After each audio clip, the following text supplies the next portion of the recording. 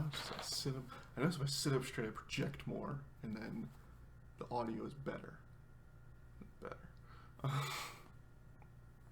So this book came out on April 14th, which was perfect timing because it addresses the broad human experience of powerlessness in the face of chaos, a phenomenon which is acutely relatable to a lot of us as we sit trapped in our homes and our childhood bedrooms wondering why a huge array of people refuse to wear a small piece of fabric over their facial orifices in exchange for not having tens of thousands of people die.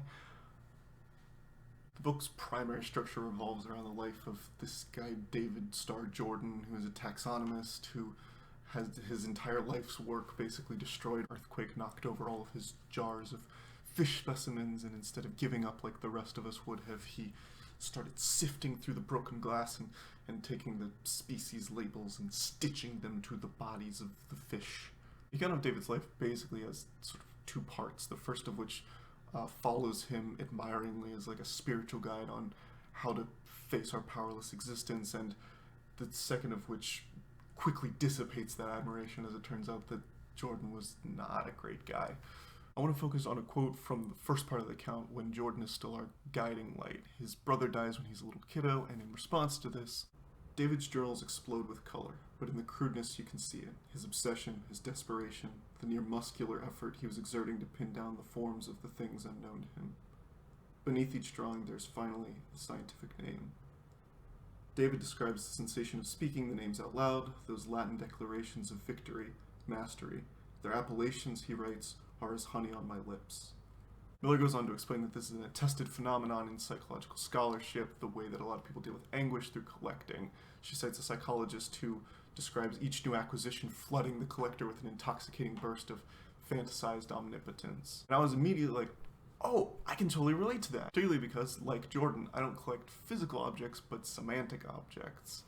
I work as a research assistant with the Mississippi Band of Choctaw Indians on a bunch of different language projects like writing a new dictionary of the Choctaw language, archiving and digitizing documents from the 19th century, producing pedagogical materials, and my point is that I spend a lot of time interacting with this language and attempting to demystify it for myself. And since quarantine started, I've definitely found myself more enthusiastic about the lexicographical dimension of the language specifically, i.e.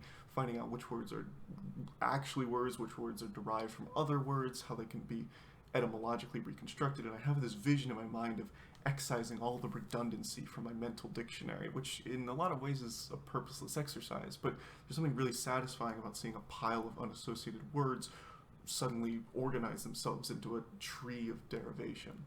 So getting back to the book, Jordan's sudden devotion to taxonomy is also kind of pointless. His motivations for it aren't actually related to discovery, they're a product of anguish, and it becomes an important conflict for him later on when the rest of society refuses to see any value in his work. And eventually his need to justify taxonomy to the world leads him to place a lot of stock in this disproven theory that hiding in nature was a divine hierarchy of God's creation that, if gleaned, would provide moral instruction. When that leads him down this sinister path of bias and bigotry later in life, it serves as an interesting demonstration of how being unwilling to acknowledge the emotional basis for his curiosity is his true hamartia.